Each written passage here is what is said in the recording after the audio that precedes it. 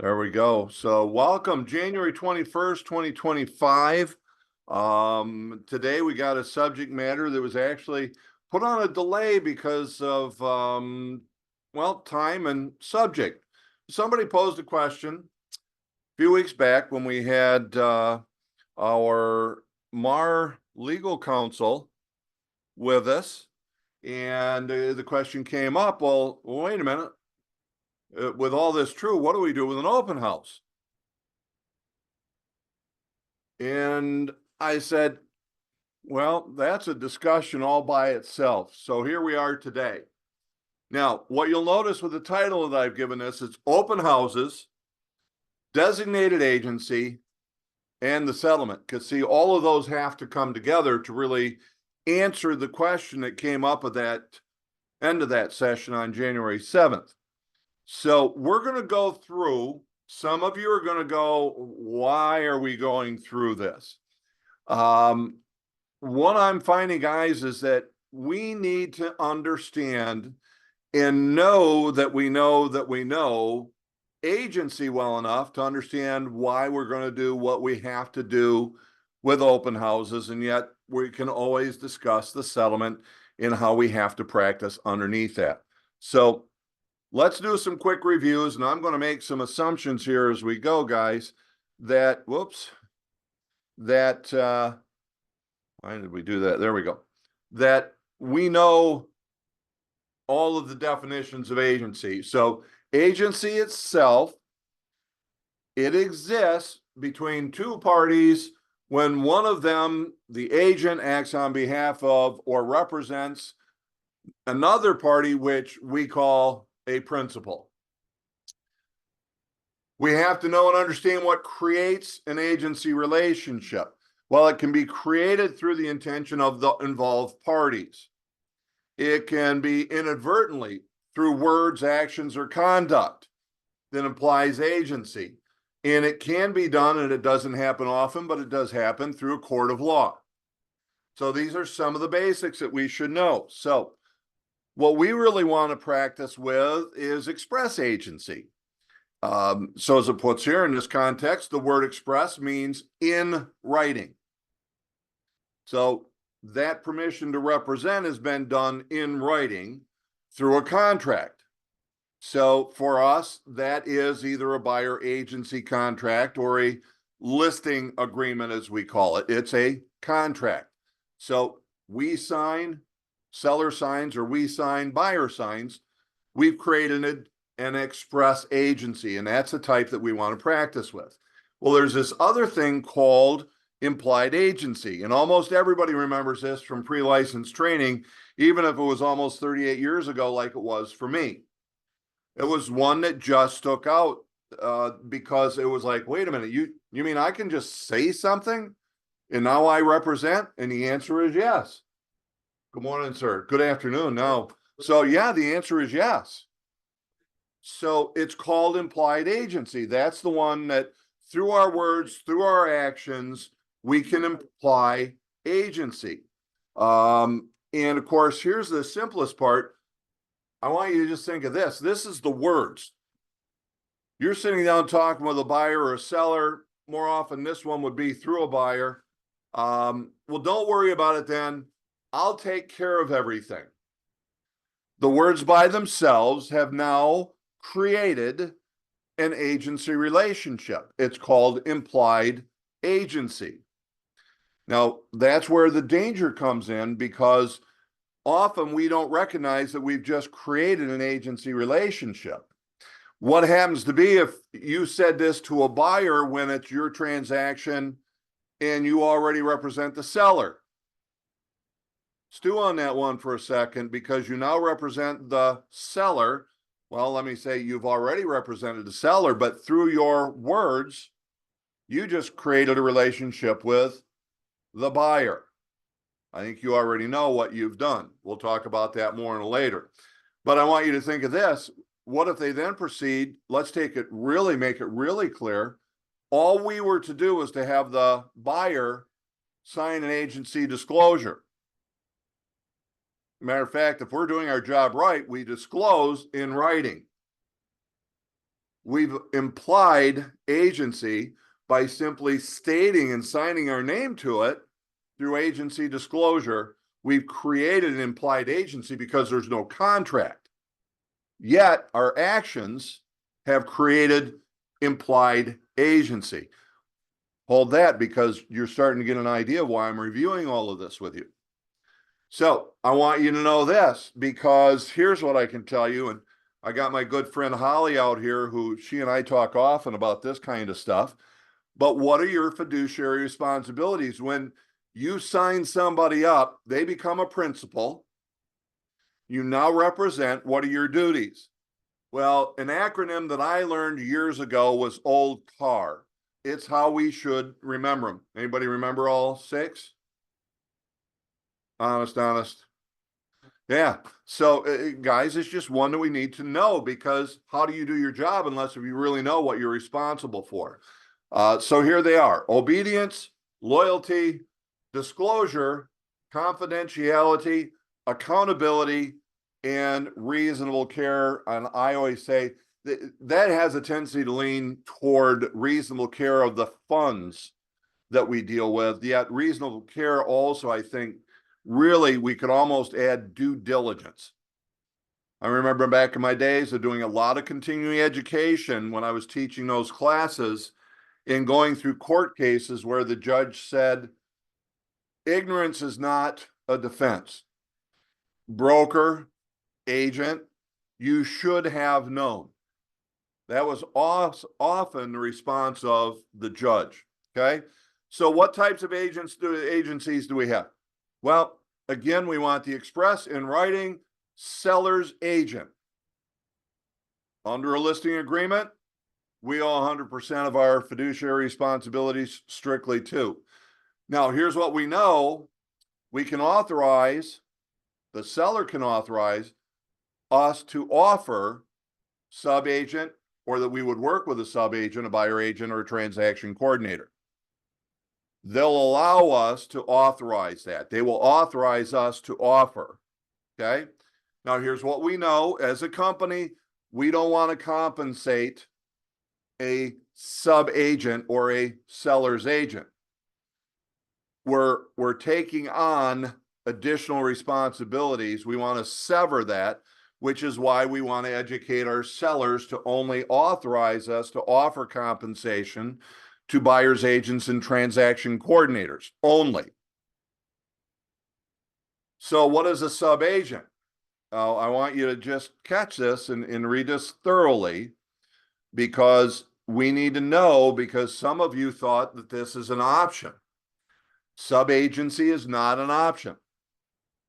It's an agent to whom another agent delegates and shares authority to present a particular principle. Now, when we talk agency, we're not talking agency as we are, but the agency of the brokerage. So it's the broker who's delegating authority to another broker who has agents. So this would be somebody outside of our company.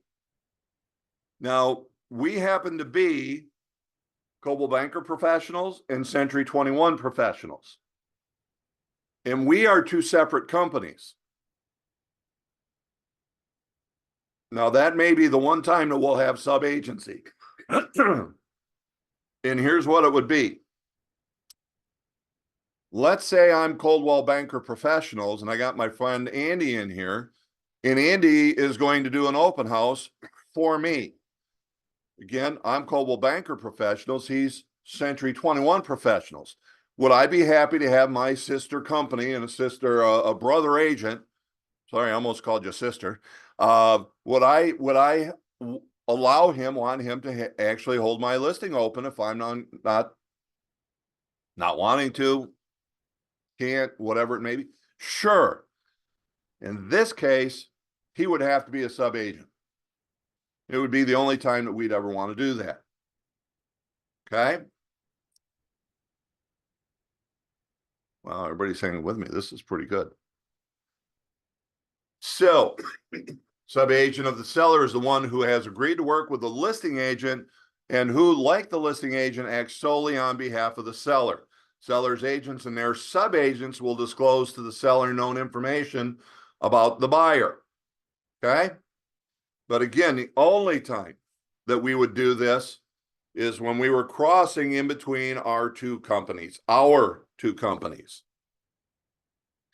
So then there's the buyer's agent. Simply said, this is where a buyer is represented, signed a contract. We represent, let me rephrase that, at the agent level, the agent represents because we are a designated agent, and we'll define that in a second. Here's one that we really need to be reminded of. A transaction coordinator is a licensee. So let me say that again. A transaction coordinator is a licensee. They hold a license. They are licensed in the state of Michigan. That's where a lot of misunderstanding comes in. But then it continues. Who is not acting as an agent of either the seller or the buyer. They're not an agent of either one. Yet they're providing services to complete a real estate transaction. If we offer 3 chickens to compensate a buyer's agent, we'll offer 3 chickens to compensate a transaction coordinator. Again, we've severed the relationship with that individual because of their agency with the buyer. Now, the transaction coordinator therefore not an agent for either party, and they owe no fiduciary duties. Yet they're still doing all the stuff to get this transaction closed. So then there's designated agency. And we all know that within our company, even the new blue crew, as I call them, that we've had as a recent addition, any of you with me, thanks for joining today. We practice designated agency. So in simple terms, it's a company, us, where the broker, the non-living entity of Century 21 Professionals or Coldwell Banker Professionals, designates an agent or agents to represent a principal, a buyer or seller. Okay? So that the only individual who represents them as an agent is the agent who's been designated. Yet, remember, we have a principal broker. His name is Chris Hendricks. And there's supervisory brokers, such as myself, your managing broker, manager. They're supervisory. So they also have the same relationship with that buyer or seller that you, the designated agent, have. So I want you to now think about it. Here's where number 3 is dealing with this. I'm the supervisory broker, and I'm sitting here, and I got Dinesh and I got Maze.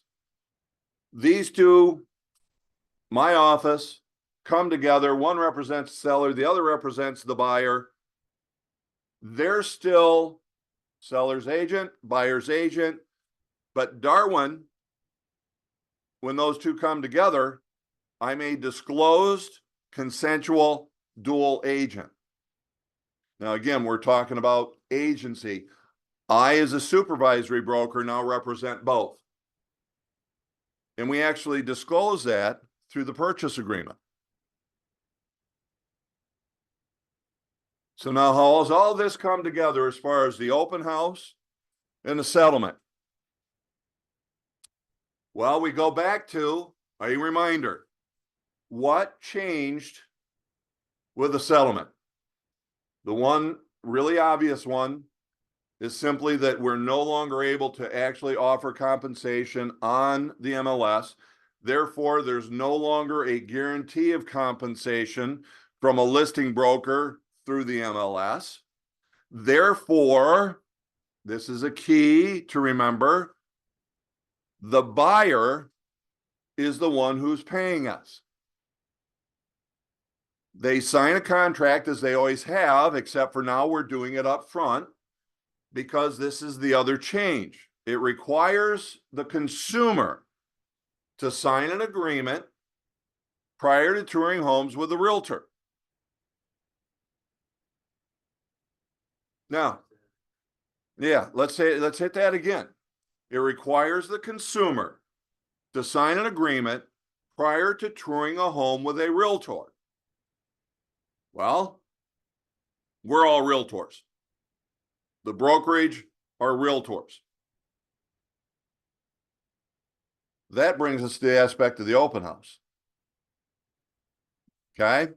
If we then must do, or let me rephrase, if we are forced to have a consumer sign an agreement before touring a home, is that not an open house?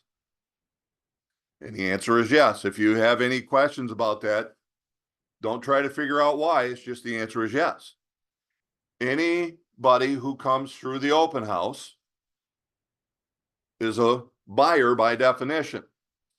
You allowing them into the house is a tour by definition. Therefore, that consumer, before they can tour the home, because you are a realtor, must sign an agreement. So let me give you this thought. And now we'll have a little bit of discussion. I got a few here in the office with me. This is one where we can create a little chat or take yourself off mute and we can discuss. So here's the first scenario that we're going to deal with. Look yourself in the mirror. You have a listing. You are the designated agent. You are the only designated agent. You are holding your listing open. Must you sign an agency disclosure?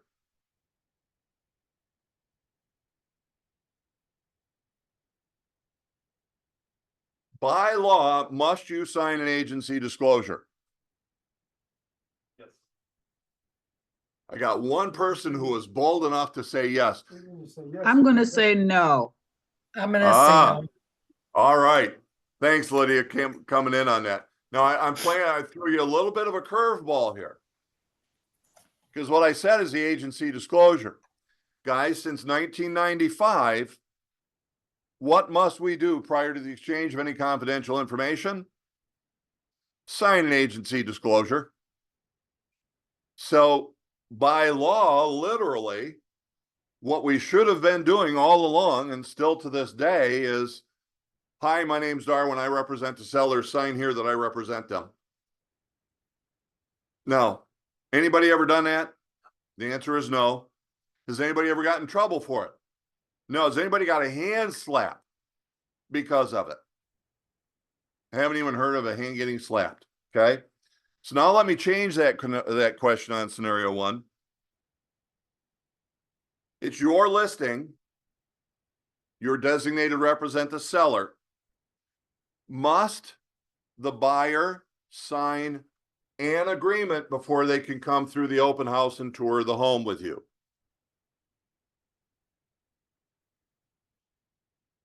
Yes.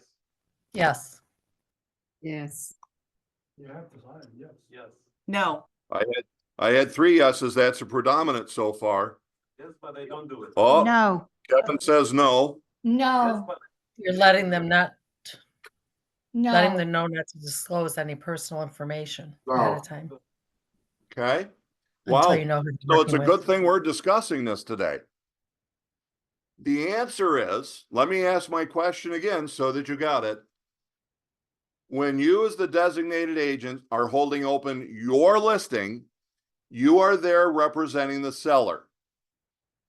Must you sign, let me rephrase, must the consumer, the buyer, sign an agreement before they can walk through the open house? No. And the reason being is you're there on behalf of the seller. You are not there on behalf of the buyer. Your listing, you do not need to have the consumer.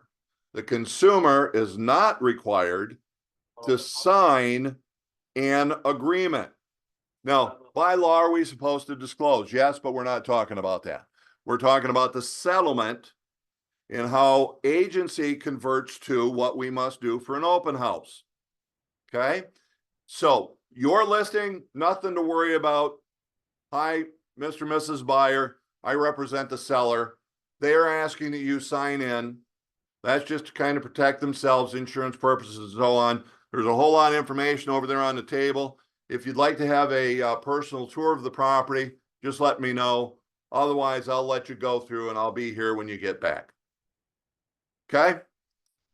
But now let's flip the situation. Scenario number 2, because this is the common one and this is what we really want to deal with. And I know you'll have a few more questions and we'll see if I've got them all addressed, but new agent comes along. So I'm an experienced agent, haven't got time to hold an open house, don't care to take my Sundays because I'm working all the other days. Sunday's my day off. New agent says, hey, I see that you got that new listing. I'd like to hold that open. What needs to happen to make it compatible with the terms of the settlement? Let's think about this. Signing an addendum as a listing agent. Yes, in simple terms, that is what we would do. I'm gonna say that would be the easiest, because let's say, let's flip that. I'm gonna say that, well, everybody, we don't need to focus on that. Here's the only real option that we've got. We need to designate that new agent. Whoops. We need to designate that new agent. I'm trying to get this to go away. It's not going to do it, guys. Sorry. I'm going to designate this new agent to also represent the seller. I'm going to let you stew on that one for a second. It's the only real option, because here's what I want you to picture. And I'm still open. But why haven't we ever had anybody sign an agency disclosure, which by law they're supposed to do, before we let them go in the house or show them the house? Well, the answer is this. Hi, before you can come through, you got to sign this. How many people coming into an open house are going to look forward to signing an agreement? Nobody gonna sign. Okay. So I think we can all agree, because this is the feedback that I've heard from everybody from the word go. That would be very difficult. Would there be some people who would sign it? Yeah. But to sign any agreement, even one which is, I'm going to say, non-committal, would be difficult to get somebody to sign first thing before they even are allowed in the house. Because they need to know what they are signing. They're looking at, what am I going to sign? So I do have that as an option.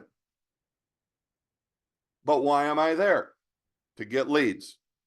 Hopefully get lucky enough to sell the house. But it's to get leads.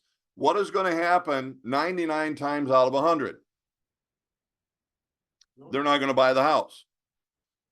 Statistically, one out of 100 will walk into one out of 100 buyers will buy a house because they walked into an open house and bought that house. He's gonna call the listing agent.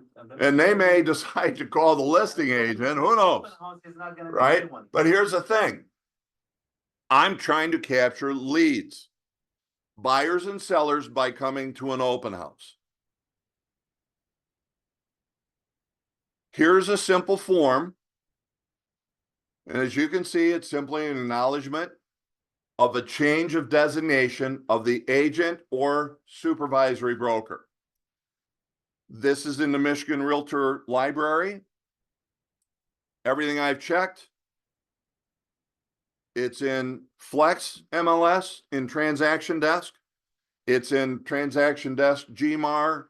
In MI Real Source. Mar Legal Library is in Remind. It's in all of them. So if for some reason you don't find this, let me know. but it should be in the MAR library, MAR Forms library, in anything you use for signing. Okay? Here's all it is. Fill in the blanks and check the correct one, which you would be check realtor, brokerage, firm, and client hereby designate Jim Bob as client's designated agent, which shall represent client check in addition to, because we're not changing who represents them. We're adding the new agent to designate. Client's going to sign.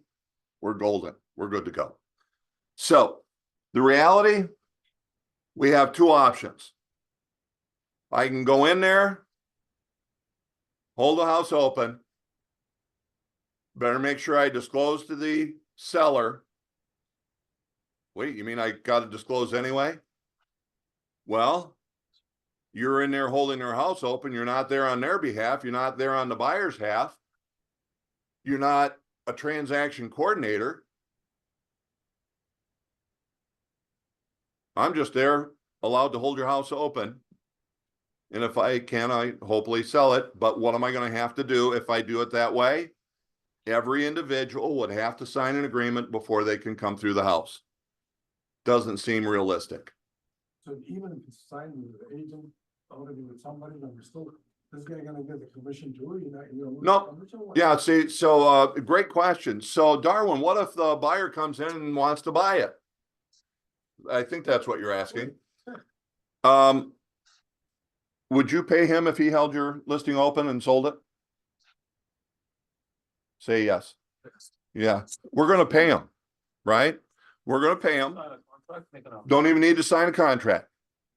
Because when the buyer walks in, if you were in, well, what I'm going to say is probably the lesser option, are you going to have to redisclose? Because now you're going to be a seller's agent? Nope, because we decided not to designate you. What does that force you to become? Either a buyer's agent or a transaction coordinator. If you're going to disclose either one of those two things, what must you have? A contract that says the buyer will see that you get paid. That doesn't happen if the buyer already has it. That would happen after they gone through the house, come back and said, we'd like 71350. to buy it. Okay. I'm sorry, somebody's there? I have a I- question. Can you do a recap for me? Because it seems like you have an open house. The agent who's doing the open house for you is coming in as a sub-agent. A buyer comes in. No, hold I'm sorry. on, Lydia. Hold on, Designated- Lydia. Hold on, Lydia. I got to stop you there because I don't want to have anybody going the wrong direction. You're not there as a sub-agent. What I'm leading you to is you're either going to be there as none of the above, which is on the disclosure, or this is where I'm saying here's the only real option. You would be designated to also represent the seller. So Or now, you're just designated. You're not a sub-agent. correct. You are Okay. designated and therefore you represent the seller, and this is the form that you would use. I got that. But I'm thinking that if you're representing the seller and then the buyer comes in, do you now switch to be, and you write an offer, you now switch to be a buyer's agent? Because I'm thinking that in the Well- contract, the seller would have been only paying the buyer's agent and the seller's agent. And if you were a sub-agent of the seller, then you Not a won't get paid. sub-agent, not a A sub-agent. designated agent. Okay. I am a designated agent, therefore I'm the seller's agent. Then how are you going to So- get paid? Because I'm the seller's agent and there's 6 chickens that are built into it, and whoever is bringing the buyer is going to get the other 3%. You are the seller's agent. Let me ask you this. If you were the designated seller's agent, you held your own listing open and a buyer walked through, how much would you get paid? You'd take both So- sides of the transaction representing only the seller. So what happens? if Oh, the buyer really? So wants you're to pay? saying, so say that again. So you're saying if I hold my own house open and somebody comes through and I act as, and I tell them I'm representing the seller, I'm still going to get the 6%? You're not, because you're giving the other 3% to the new agent who is also designated to represent your seller. Okay, So, Okay? so So here's, don't overcomplicate. What I want to say is still the simple. There is a brokerage contract signed saying that we're getting 6, that we got authorized to offer 3. But what we did is we put 2 people representing the seller. right. What did we always do? We gave that other 3% that was there to whoever sold it. And your so, listing contract actually says that. so I guess here's my question about that then, Darwin. So if I'm the agent that's holding the open house for somebody else's listing in our company, right? Let's say I'm holding a listing for Alice, holding an open house for Alice or something. And I bring the buyer in and I find a buyer in that open house and now that buyer is making an offer. Am I writing that offer or do I just hand that off to Alice and she's writing the offer? That depends upon your agreement with Alice. Most of the time, we're holding it open so that we can get all the leads, and if we can get it sold, fantastic. But part of Um, that offer means that I have to sign, when I have them sign the offer, I'm going to also have them sign a buyer agency agreement then, right? Nope, because you already represent the seller. Remember, So I'm we're writing going the with the offer aspect as that if you were I were, designated to represent the seller. We're operating under that we've added you on as a designated agent of the seller. okay. So I'm not So I'm not doing a buyer agency agreement. I'm going to write the offer and I'm going to write it as if I'm going to take care of it. I'm going to put my name on stuff, but Alice is the listing agent. she is the And listing agent, and you are the agent who wrote the offer, got it. disclosing So- that I represent the seller. Okay. So this is why it's confusing for me, because if he's a designated, he's designated for the seller, I'm not even going to say seller's agent, and Alice is the seller's agent, the seller is only paying commission 3% to the buyer's agent and 3% to the seller's agent, because that's what we say when we do up the contract. Well, who He's brought paying a the for 6%. buyer? Kevin bought the buyer, but he is a designated agent for the seller, Correct. seller. So let's then read what this says. Small enough on my screen, I got to pull these puppies out. Shared compensation with broker procuring the buyer. Does that say anything about representation? Procuring. See, again, we're overcomplicating, and we're making things say something it does not say. So this simply says whether the listing broker will offer a portion of listing broker's compensation set forth from paragraph 4, where we already said that we get 6. Remember, we get 6. We get 6. So are you saying that we don't need to designate a buyer's agent at all because we're already getting 6 and therefore we will get that other 3%? Oh, great question, but I want you to hear the word you just used. Okay, Do I need to designate a buyer's agent? right. So we have to be The careful with our answer, verbiage. it wouldn't be we, it would be the non-living entity of Century 21 professionals or Coldwell Banker professionals. So Okay, either we already have it or we don't, but we got to keep this simple. Were you designated to represent the seller? Say yes. yes, of course. Okay. So do we want to diminish what we've already had established by now signing a contract with the buyer and representing the buyer? Absolutely not. Okay, I get it. That's Thank what you. we want to stay away from. So I Okay. represent the seller. I disclose that I represent the seller, and I make sure that the buyer knows. Now, if the buyer were to say, well, then look, I need representation too. Are you going to let that buyer go to somebody else? No. Sign them up. But what does that make you now? That now makes me the buyer's agent, a dual And if agent. you're the buyer's agent and you I'm a already dual agent. represent the seller, what does that make you? A dual agent. And if I am now a dual agent, what must I do? Represent both equally. And in representing both, I must redisclose. So here's what I want everybody to know. As a company, we're okay with dual agency. We just want to do things right. And therefore, we're going to take a look at the situations and decide whether or not it's best to do a dual agency or not. And if we are going to do it, we do it right, and therefore we have nothing to fear as long as we do everything correctly. That would mean there would be disclosure to the seller, disclosure to the buyer, redisclosure to the seller, redisclosure to the buyer.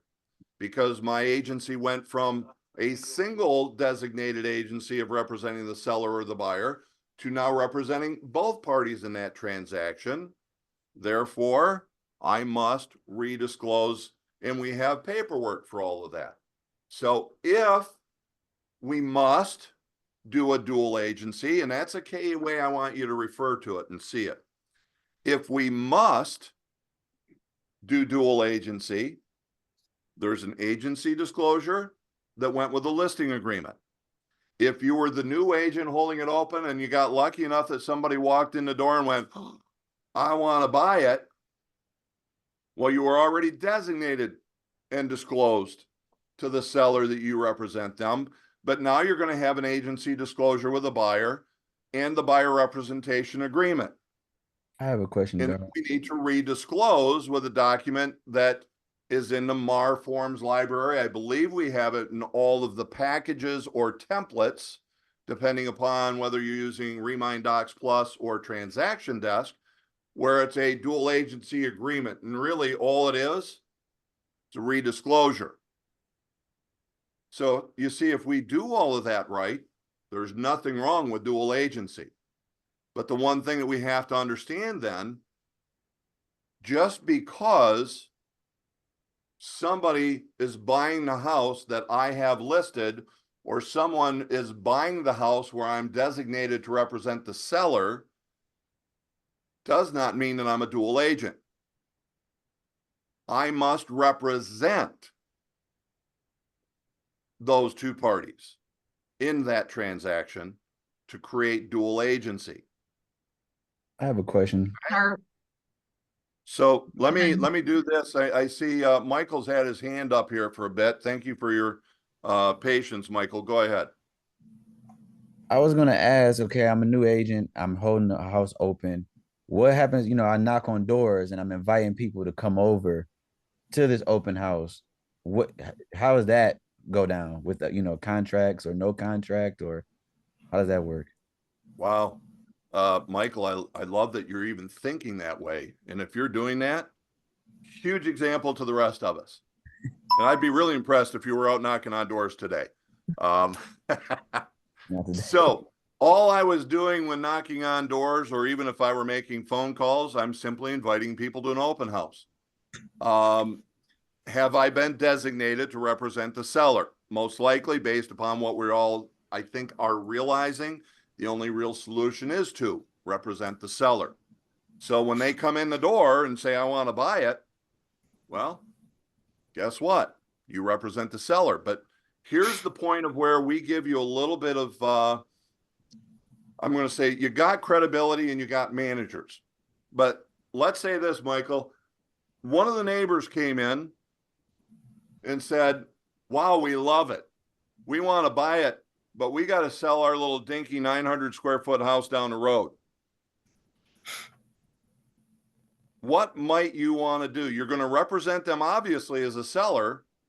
What might you want to do then as a buyer? Hire me as a listing agent as well? Well, you're definitely going to be the listing agent because you are the seller's agent on that listing. But what are you going to do when they write the offer up on this one where you were designated to represent the seller already? I'm stuck. I don't know. Ah, I would go ahead and now listen, guys, this is where I leave all of this up to your manager. But I want you to think about this. So Michael, you're going, okay, so you got to sell that house. I'll list it for you. You now represent them there. Do you have a lot of confidential information? I would, yes. Do you owe fiduciary responsibilities to them as a seller? I would, yes. Can you disclose all the information you found about this buyer from being their seller's agent? No, I can't. You can't because you already represent the seller. Mhm. What might you want to do with them as a buyer? Become the buyer's agent. And because you became the buyer's agent, you already represent the seller. What does that now make you? A dual agent? Do the right thing. Mhm. See, that's where it's like we have to understand agency well enough to Hey, where we can Darwin. take a look at a situation and say, this is probably what we should do. Don't be afraid to engage your broker or your manager in with that. Okay, I heard another question coming there. Hey, it's Renee in Yes. Lapeer. On that form that you showed from Mar, can you go back to that? Yes. Is it possible to have that for like a certain weekend or a day that you're doing the open house? Yeah, that was a great discussion. Matter of fact, Holly and I Holly Kotwicki have been discussing this quite a lot. And could we say that it's only for a certain length of time? Yeah. And so the answer is you could, but here becomes the strategy behind that.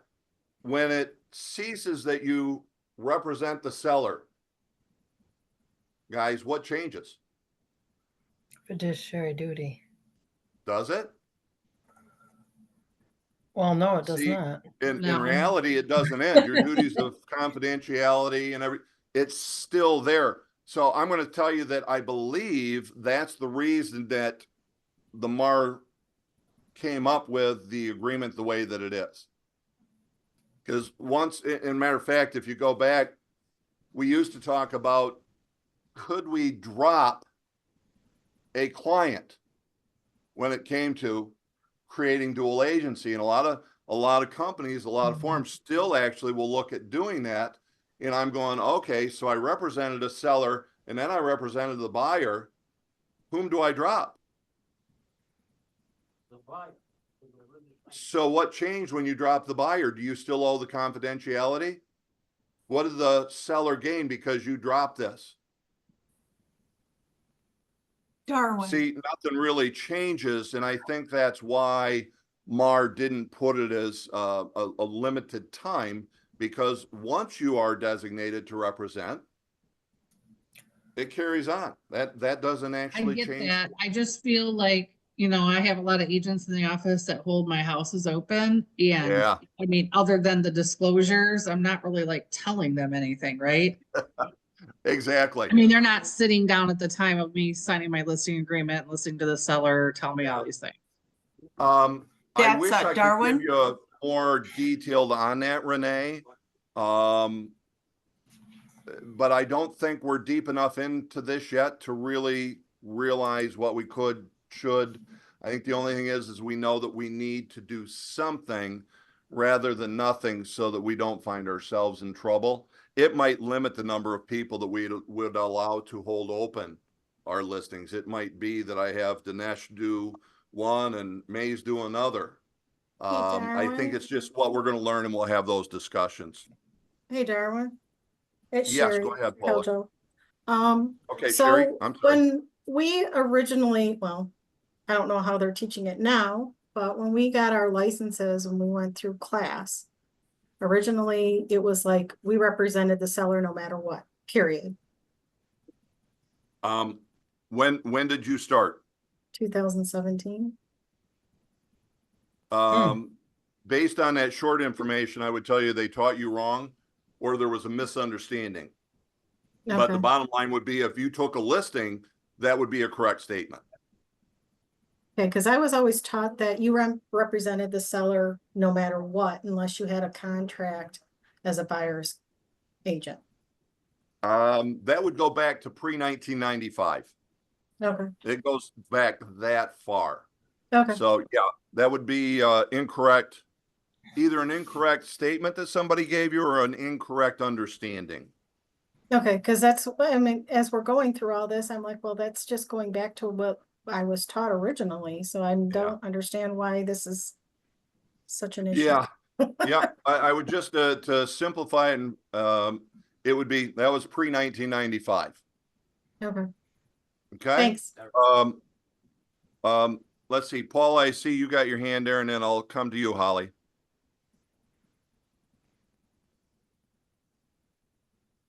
Paul, Can't it hear. looks like, yeah, Paula, you're off mute, but it doesn't look like your microphone is working. Yep, your microphone's not hitting for you. Tell you what, see if you can figure it out, or maybe see if you can type it in to the chat, and I'll be looking at that shortly. Let me go over to Holly. Okay, so my, I guess, argument to adding a either specific property or time to this agreement is that it is documented that, yes, your fiduciary duty doesn't end when the contract ends, but it does show that your access to the information has ended at a particular time. So it shows limited information. So if you did get that 1 in a million buyer that comes in, that you end up as a dual, you are a dual, no matter what, a dual, you can still protect. As the long as agent you that's represent holding the it. buyer. That's the Yeah, key. that As you- long as you you represent the did- buyer. Yeah, but it limits the scope and the amount of information that that agent holding the open house would have access to. Right. Or may have. But Correct. how do I know whether or not you had that information or not based upon a date? So yeah. That is What correct. I'm The gonna- ongoing today, guys, we're information not, stopped. yeah, today we're not going to satisfy the world's issues, but we're taking that first step and using a document that's already prepared by legal counsel to cover what literally since the settlement thing happened. So we're over a year that I had been asking the question of what happens in a designated agency company when this scenario we've been discussing comes up. And it wasn't until that question came up with Brian on January 7th that I had anybody who thought 100% the way that I was thinking. And again, there are options. As a matter of fact, I was just discussing it again last night with Jack Waller. And in the end, yep, there's that option. But let's talk reality. Let's put it into actual practice. What's the easiest way to be able to do it? And that's where we have to think. Okay. So let's see. Tanisha, I see you got a question, and then I'll come back into the office here. I just want to confirm that it works the same way in reverse. So if you sign an agreement to be a buyer's agent and represent a buyer, and one of the homes that they have identified to you that they're interested in hasn't been listed, and you just happen Call to it a FISBO. We'll call it a FISBO. a FISBO. Okay, perfect. You happen to contact the FISBO and secure that listing. Everything still applies. You have to communicate to both parties that you would be a dual agent in the transaction because you're representing them both. Well, here's a question. When did you start representing the seller? When you contacted them to notify them, or when you contacted them. I'm not going to say notify. So let me ask you that. But What did you do in contacting them that created an agency relationship?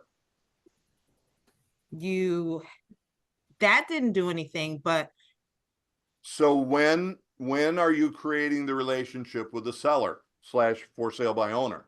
when they when they sign a listing with you. So why would you force the seller to sign a listing agreement with you? because they have told you that they want you to represent them.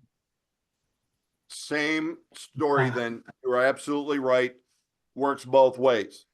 Okay. But the same thing that we were talking about, if I contacted this for sale by owner in this scenario, on behalf of the buyer, why would I represent the seller? And you said it, it's only if they want representation also. Instead of me dragging somebody else in, let me control the whole transaction. I will represent both, but I must do all the right things so that we don't get in trouble. Okay? So you got to go through. And by the way, I know there's some of you, we're about 20 minutes already past where we hope to be, but this is common when we get a good discussion subject matter going on. So if you got to leave, know that yes, this will be posted in the HRC agent development channel. Typically, Sherry out of Rochester gets this posted for me in the afternoon. So more often than not, she is able to get it in the day of. So I just want you to know that in case you've got to go. But Tanisha, did that answer that question? Absolutely, yes, thank you. All right. All right. Let's see. Dinesh, I think you had one, if you remember. No, I remember. Do you want to end? No, go ahead. If anybody's got to drop off, but we'll keep going for those who need You to. are a listing agent If I'm the listing agent and I'm showing your house. and another agent showing my house, So you've got my signature that I'm the secondary, whatever. designated agent.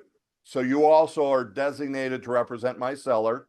The buyer walks in and he's interested. Buyer walks into the open house. He likes the house. But after talking, he says, I have an agent. Oh, the old son of a gun. Bam. I got an agent. Well, if you were the listing agent, what would happen? So you're not going to get paid. We're not gonna get Yeah. paid. Because they're going to go to, it's just, think of it this way. You just held an open house like you did any other time. What would happen in the past? They'd go buy it from their agent and they would get paid. Yep. So actually, that was a great question. So they already signed with the other agent. Say it again. What about the buyer's already been signed? I'm his agent and they want to see the house. Well, whoever, yeah, so whoever already has that buyer signed up on a contract, Before he's gonna get it. they're gonna get compensated. So the guy showing the house is. they get my commission. So the agent who's holding it open is not gonna get paid. How much? The agent who had it signed, Even they told him or still they haven't even they signed with him to see the house. well, He said- you're educate your buyers so that they don't sign two agreements. He just said they won't let them walk in unless they sign to see the house. But remember, they're designated.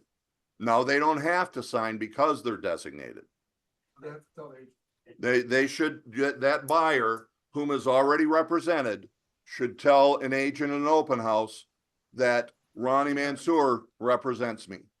Yep, yep. And the guy who I got another question in here, guys. doesn't have to have a buyer. Everybody. I can just walk in. I don't Teach know. us real comp, how we can do transaction on real comp. Because we always do it on real comp. We don't know how we can do it real comp. We'll do that. We'll do it within office. Thank you. I'm Yeah. sorry, I have a. No, comment one and more. would you do me a favor? So all it was is that I'm in an office where they've been dealing with MI Real Source and now they also have access to Real Comp and just saying that, hey, if you could do a class on Real Comp, how to use Real Comp and Remind Docs, that would be helpful. You got it, my friend. Okay, thank you very much. You betcha. You are the best in the world. Well, thank you. He was just saying I'm the best. I'm all flush now. All right, let's see. I got Holly here, sort of on topic. I am helping an agent on, oh, this is totally on topic. I'm so glad you brought it up because it was funny as I was preparing for today. Danny out of Rochester gave me a call and said, Darwin, what do I do? Because I'm helping this agent who's out of town. I'm going to show houses for her. Well, if that buyer is represented by the agent out of town, what must we do? Designate. So the two agents need to agree on how compensation may occur, how it would happen. But the reality is, if we're doing this correctly, that agent who's jumping in to go show the homes needs to be designated to represent the buyer. And what do I use? This same agreement that I have sitting on the screen right now. It's the same thing, only now it's a buyer agency contract dated. So the agent who you're going to substitute for needs to give you the information, or they need to complete this. And that should go in the file so that we've got all our bases covered. Okay. So Holly, that was a great question. Not off topic at all. All right. Let me see what else I've got in here. I might have the last question. Hold on for me just a second, boss. I'm going to check. So Paula, I have a buyer's agreement with a client, which is a long-standing customer. I can't show a house he has requested see, so I have an agent from the office. Yeah, actually, Paula, that was the same question that Holly just had. You would take the other agent who's doing you the favor, or you're compensating them, and you are going to designate using this form, and you just notify the buyer, have them sign it, add it to your file. So yeah, great questions there. Holly, thank you. Yep, good there. Lisa's got whether designated to buyer or seller in all situations, in addition to the dual agency, both the seller and buyer also need to sign buyer and seller representation agreement as well. The answer would be yes. One of the parties, we should already have all that down, both the agency disclosure and the contract. We would be then getting an agency disclosure and a contract from the other party, and then probably best to get that dual agency agreement signed where we represent both. So yeah, Lisa, I think you've got it pretty much set there. And Paula, yeah, we kind of discussed that. Can I put a date to it? Look, you could throw it in there. I just don't know that it's going to make a whole lot of difference. So you say that it's for this date or through this date. Yeah, you can throw it on there. I don't, again, this kind of with this conversation we were having earlier, I don't know how much difference it may make, but yeah, I think you'd be fine in saying it's only through this date. Okay, so good question there. That's all the questions I had online. It's all yours now, boss. Lydia, I think that was you that was Oh, going to I didn't know ask. I didn't know you were referring to me. That It was me. I I'll got a just- lot of bosses, but you were the last one to speak, so. Amberine has her hand up. Oh, okay. Amberine, the lady from Troy has passed the gavel to the other lady from Troy. Hi, Darwin. So if I am holding an open house for the listing agent, you said I become the designated agent. That would be the easiest.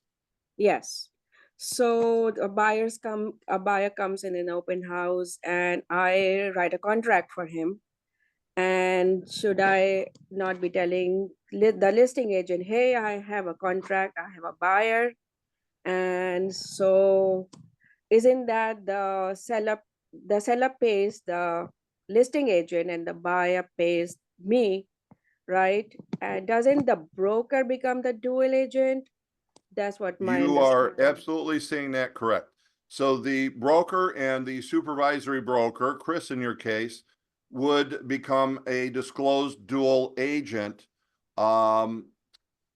Depending upon whether or not you represented the buyer in that scenario, you could become a dual agent. However, what we're saying is just like you've already represented the seller, what may be best is to stay representing only the seller. Yes, Therefore, but I agent no contract. dual agency. What if I have buyer's agency contract? And then I would say to the listing agent, hey, I got a buyer. So I become the buyer's agent now? Not just, So again, guys, this is where a lot of confusion comes in. If I have the buyer, it doesn't mean I represent the buyer. I have a choice as to whether or not to represent the buyer. The buyer has a choice as to whether or not to be represented. So if you represent them in the scenario you created, you represented the seller already. If you represent the buyer, you would become a dual agent. But what And about I'm the going to get compensated. yes, but what about listing agent? The listing agent, Listing agent's going to be compensated. We're don't separate them, boss. There's 3% for the seller side and 3% for the buyer side. right? So you're going to be compensated because you have the buyer. Right. Yes. So don't I now represent, I become a dual agent, you're right. But If you represent the buyer also. But simply having the buyer does not create representation. I can write an offer for a buyer and not represent them. why can I not represent it? Because I am the buyer's agent now. I'm Well, not, are you, so if, again, you got to listen to the words that we use. If I am the buyer's agent, I represent them. I could be working with the buyer, but I don't represent them. why is that? That It's is, kind of like with Lydia, what we were talking about earlier. We can't use the term sub-agent unless we are truly a sub-agent. But no, that agent won't of, occur within our company. right. So as the agent would disclose, would be disclosing everything, but not me. I would not know what is about the house. I don't know anything about the Yeah. house. So, Yeah, as a matter of fact, if you're designated, it doesn't mean I'm going to tell you that, hey, sellers moving to Texas to be able to get closer to their grandkids if they want to be there by March 30th. And oh, by the way, they're actually losing the house because they haven't made a payment in 3 months.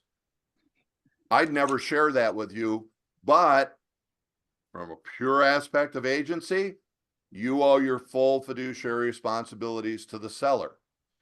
no, You don't know it to I have a disclose. buyer. So. Isn't my fiduciary duty towards the buyer now? Well, let me ask you, do you represent the buyer?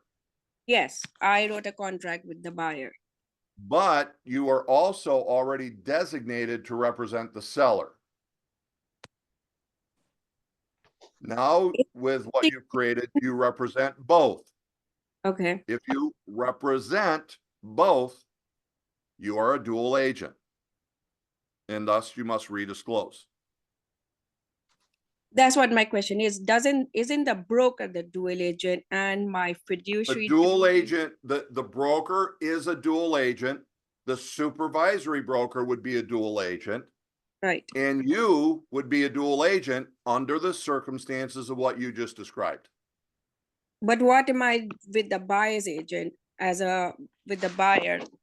Am I now have a full contract with the buyer? My fiduciary duties with the buyer? You have a contract with so don't overcomplicate it.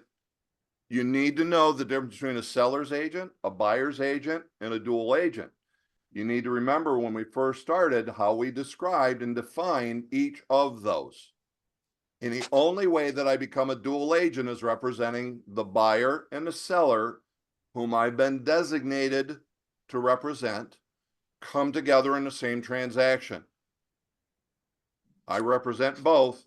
Therefore, we said what creates agency, it can be written and expressed, and that's the way we want it to be. Matter of fact, we're going to look at it and go, we're doing everything right. That's the only way that we'll do it.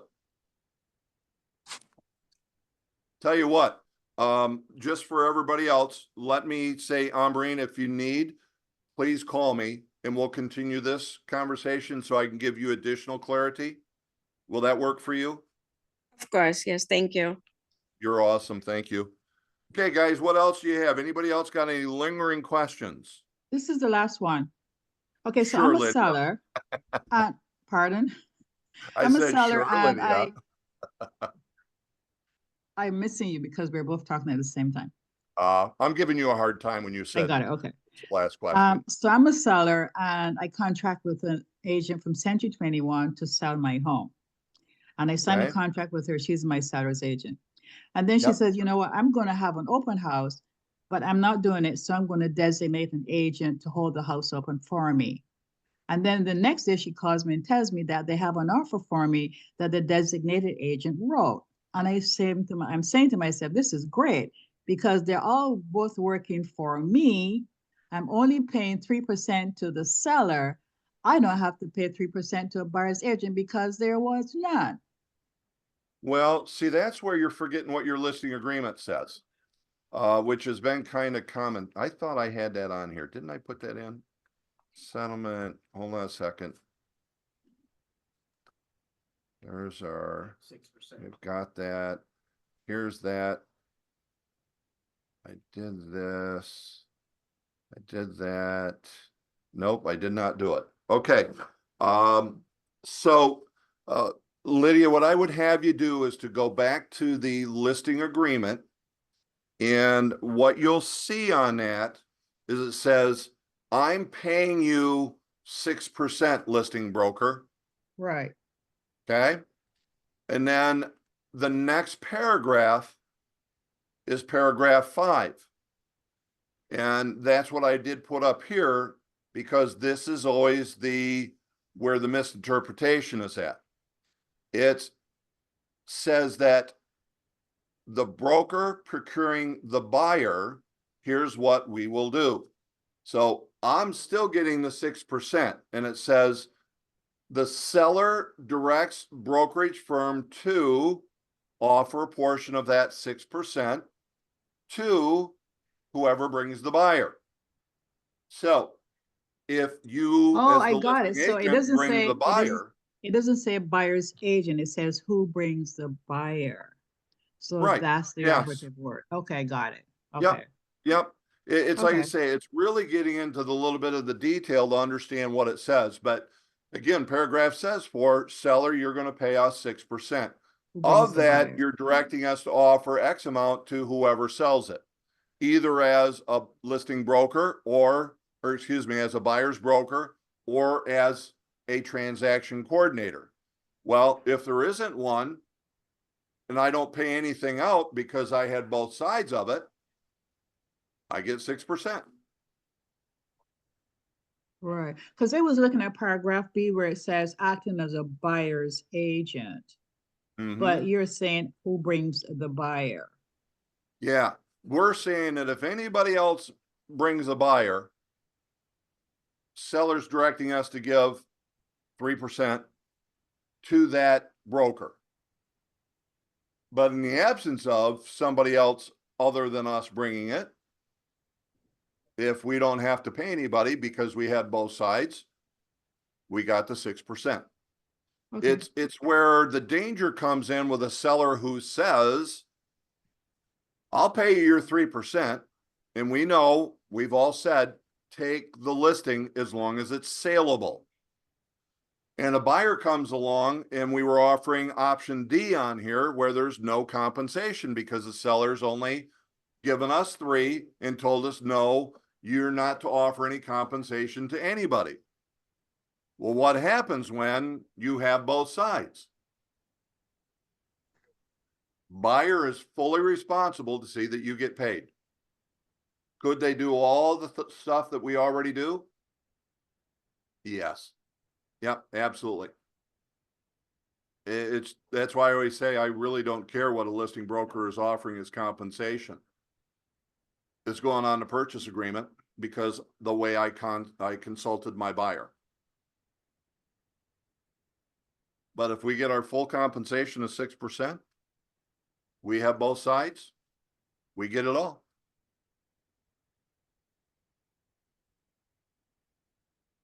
What else we got, guys? There's just a few of us left. Well, I guess there's still shows 22 of us. That's pretty good. What else you got for questions? Let me check chat. I see 3 new ones here. Lisa, did I clarify for you on that holding the open house? Because again, you just need to know how you handled it. We're saying the best way is you're designated, you're holding it. It's just whether, well, if you're designated, you represent the seller. Darwin, Yes. can I ask a question right quick before I leave? No, you had your one. Yes, go ahead. Did you mention for rentals? Because I don't do a lot, but I had a client that wanted to see a rental. So what kind of information would I get prior? On a rental, well, here, don't treat it any different than you would a sale. We have our fiduciary responsibilities. So confidentiality, what can I disclose that would make it more saleable? What's going to help sell the property? What's going to be working on behalf of the landlord, if that's whom I'm representing? On the other hand, if I'm representing the potential tenant, reverse the circumstances. Now I owe all fiduciary responsibilities to them. So it just, Kenyana, depends on, well, nothing. They're the client. What are your fiduciary duties? Treat it the same if a buyer or seller. As a matter of fact, when you take a look at our buyer contract, it has a section that says, well, if we refer to a buyer and this is a lease, the buyer would be tenant. The seller would be landlord. That's on our, So, okay. yep, that's on both the listing contract and the buyer contract.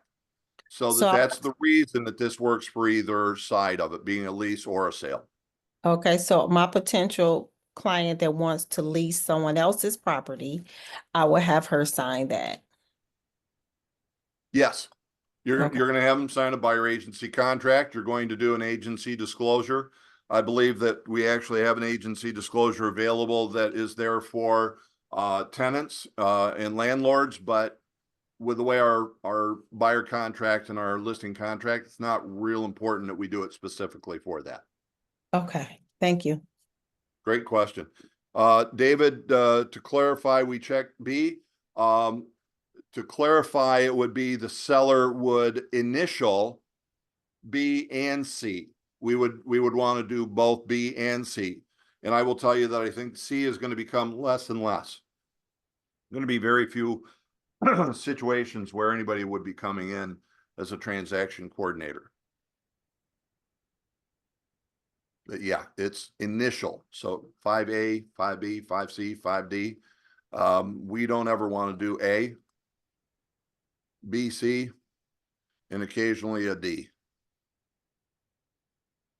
We got any others, guys? Otherwise, let's do this. I'm going to go right to right here. Next week, Jay Bellinger. You guys should have been seeing invitations coming from a weird thing, and many of us just deleted it because we didn't know it was coming. When you see My Professional's Desk, that's actually coming from Jay Bellinger. So be with us next Tuesday as Jay is going to cover an overview of what My Professional's Desk really is and how that's going to be great to be able to gather all the information that you may need. So if you've ever gone to, do we have? Hopefully we've got it in there. And if not, we'll get an input for you. So Jay's going to be doing that next week. And with that, I say go forth and prosper. And I found this, so I wanted to use it. May the source be with you. And we got all kinds of sources. So guys, we'll run it from there. I hope you have a fantastic day and a better week. And see you then. Bye now.